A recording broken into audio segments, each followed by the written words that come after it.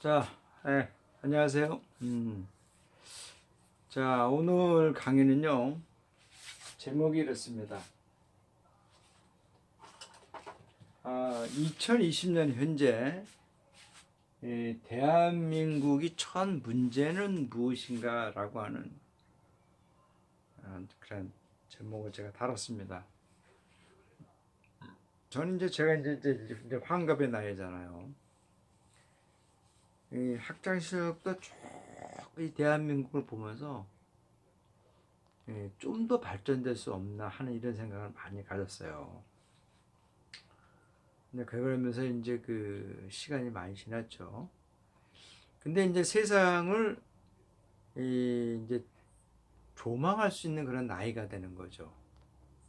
대한민국 전체를 볼 수 있는 그러한 시각이 돼 보니까 이제 이런 문제를 해법을 찾아낼 수 있는 게 보이더라고요.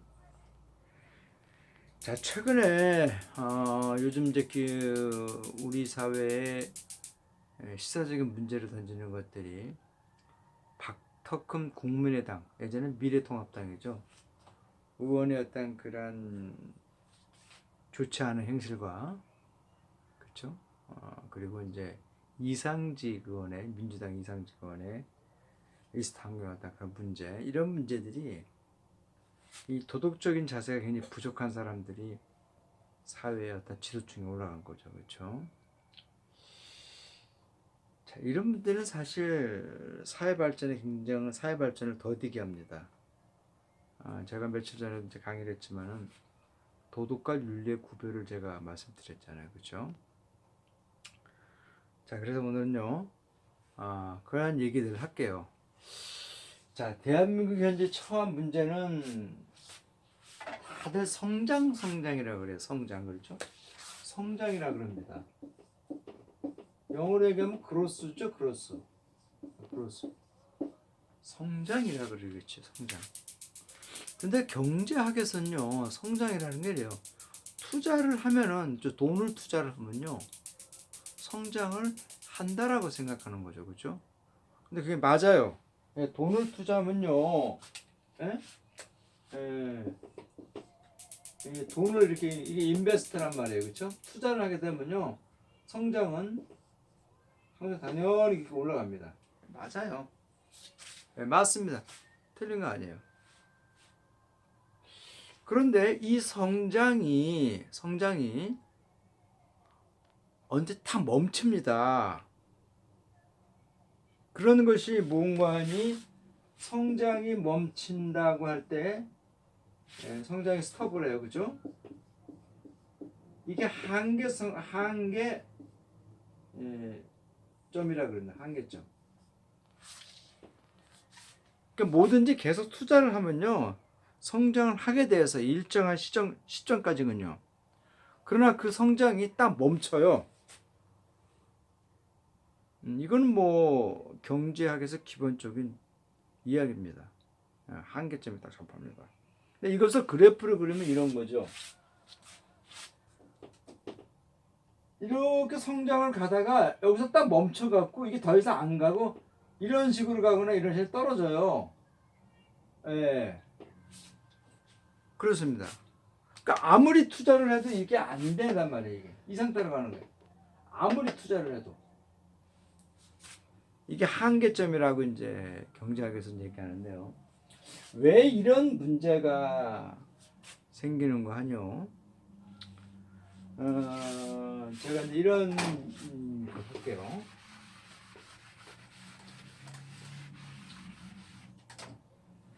이 성장이라고 한 틀을 말이죠. 예를 들어서 한번 이런 걸 한번 봐보세요. 이렇게 이런 틀을 보세요. 네. 자, 이 성장이라는 것은 이 안에는요, 돈이라든가 노동력, 그죠?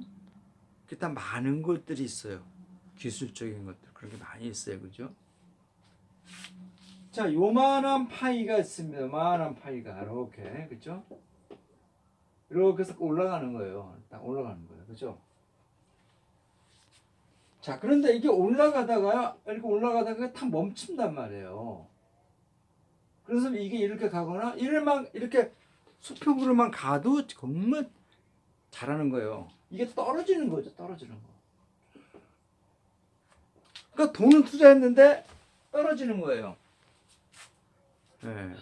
근데 이런 거를 놓고 우리 사회에서는 이제 규제가 심하다고 얘기해서 그런 얘기를 하는데 규제는 그런 건 아니에요.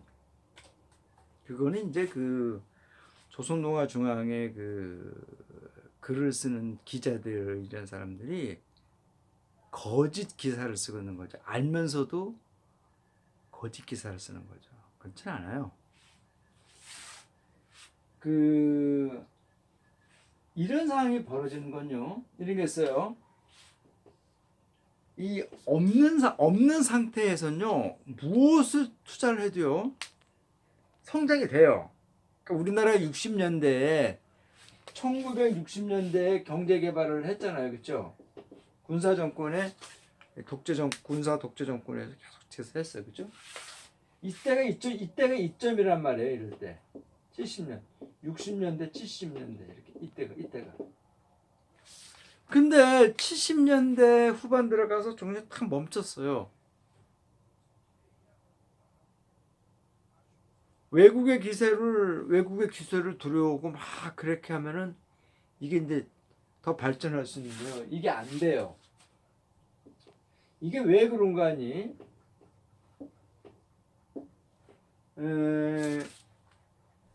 이 외부에서 부가 이렇게 들어오게 되면요. 내부에 많은 사람들이 그래서 형평성으로 분배가 된단 말이야. 좀 영어로 하면 디스트리뷰션이죠. 디스트리뷰션이 이루어져야 돼요. 그런데 외부에서 들어온 그런 소득들이 분배가 안 된단 말이에요. 제대로. 그러면 그 내부에 있던 구성 요소들, 즉 피플이라고 하는 이 사람들이 어떤 그 부에 대한 형평성, 여기에 대해서 불만을 갖게 되는 거죠. 우리는 똑같이 시작했는데 어떤 놈은 돈을 더 많이 가지고 지나치게. 그렇잖아요. 그러니까 아무리 일을 해도 안 되는 그런 상황이 벌어지는 거죠. 먹고 살기에 급한 돈 모으기가 바쁜 거예요. 벌기가. 그렇죠? 그러면 성장이 더 이상 안 되는 거예요. 자, 근데 이 와중에 그 사회를 이끌어가고 있는 사람들이 서로가 끼리끼리 이렇게 정보를 나눠갖고 주고 가는 뇌물 거래를 해요. 부패가 만연되는 거죠. 그렇죠? 그러면은 이 사회는 더 안 가는 거죠. 이것이 70년대 때 우리 사회였다는 거죠. 성장을 더 할 수가 있었는데도 70년대에 박정희의 군사 독재 정권에 의해서잖아요. 이게 더 이상 가지 못하면서 침체가 됐습니다. 그 안에 굉장히 골마가고 있었던 거죠. 시민들이 민주화에 대한 어떤 그 갈망들을 이 군인 정권들이 계속 묵살을 했어요. 그 와중에 이 군인 정치인들의 서포트해 주는 것들이 그 예전에 친일 세력들의 이런 사람들이 부채질을 했고 그랬습니다. 결국 이런 것들은요, 그 안에 성장을 하려면요, 그러니까 기초적인 단계에서 이만큼 올라가는 것까지는 뭘 해도 되는데, 그러니까 이런 거죠. 맨 땅에 무엇을 버도 이 자갈밭에서 소출이 될 때가 있어요. 그렇잖아요? 그러나 이 자갈 땅에는 거름이 없단 말이에요. 풀뿌리가 약하단 말이에요. 풀뿌리가 튼튼해야지만이 성장이 더 오래 갈 수가 있는데 그렇지 않단 말이에요. 뿌리가 약하니까. 그렇죠? 그러니까 이 안에 이런 것들이 이런 식으로 계속 파이가 커져가려면요. 그 안에 어떤 일을 벌이는 거니? 바로 이 분배 문제. 그렇잖아요? 분배 문제가 공평성을 이루어야 돼요. 공평성. 쭉 빈부격차가 없어야 되겠죠, 그렇죠? 빈부격차, 그렇죠? 빈부격차가 없어야 됩니다. 빈부격차가 없어야 되고, 그리고 투명해야 돼요. 투명해야 돼요. 국가 운영에 대해서 투명한 이런 것들을 보여줘야 돼요. 근데 이제 이런 것들이 제대로 안 갖춰지게 되면요, 그 사회는요 성장을 못해요. 이런 단계들이 이 계단식으로 보면 이렇게 나와요. 이렇게 초창기 때는 이만큼은 무엇을 해도 되는 시점이었어요. 우리나라 60년대에서 70년대 한 중반까지. 그러나 여기서부터 이렇게 이만큼이 가는 데 있어서는요, 지금 이런 것들 빈부의 격차를 최소화시키고 국가 운영에 대한 투명성들을 국민들, 시민들한테 항상 이렇게 알려줘야 된단 말이에요. 이런 것들이 안 되면요, 성장은 안 되는 겁니다. 자, 그래서 제가 이제 강의하는 게 그런 거예요. 현재 대한민국의 첫 문제는 성장이 더디다. 정부가 너무 규제를 많이 해서 그건 아니고요. 지금 우리 사회 내부에 갖고 있는 갈등들이 이런 거예요. 빈부격차가 너무 심하고, 그렇죠? 그리고 이 국가의 많은 것들이 투명하게 움직이질 않아요. 자, 그런 거 보세요. 예전에 김영란법이라고 2015년에 나왔는데, 이게 뭡니까? 김영란법이 이 고위직에 있는 사람들이 부패를 그렇게 하잖아요. 부정을 저지르잖아요. 이거를 막자 그래서 냈는데 굉장히 정말 너무나 훌륭한 거예요. 초기에 나왔던 김영란법. 그러나 이 김영란법을 통과시키기 위해서 국회의원들이 이제 그 법사위원 이런 국회의원들이 이렇게 법안을 이렇게 다뤘는데 통과될 때 어떻게 됐어요? 이 법의 원래의 취지가 아닌 이상한 게 변질돼 갖고 만들어졌어요. 그렇게 누가 만들었어요? 국회의원이라는 새끼들이 했어요. 법을 만드는 새끼들이. 이때가 누구예요? 이때가 미래통합당에서 지금 한나라당 해야 되잖아요. 새누리당 박근혜 때잖아요. 지금의 야당 쪽에 있는 애들 아니에요. 그죠? 얘네들이 이 김영법을 완전히 그냥 걸레를 만들었어요. 걸레. 물론 그때 야당이 현재 민주당이죠. 걸레를 만들었어요. 자기네한테 이득이 안 되는 법안 같으니까. 그래서 그때 김영란 씨가 그랬어요. 아예 없던 거를 하라. 없던 거를 하라 그랬습니다. 응? 이런 것들이 투명하게 됐으면요, 우리 사회는 조금 더 발전할 수 있었다는 거죠. 그렇잖아요? 지금 같은 이런 박터크미, 이상직 이런 애들이 이런 사건들이 안 나타난단 말이에요. 응? 그렇습니다. 그리고 이제 그런 것 있잖아요. 얼마 전에 그 손혜원 씨 같은 거 있잖아요. 손혜원 씨는 김정숙 여사하고 고등학교, 대학교 동창이에요. 숙명여고하고 숙대인가요?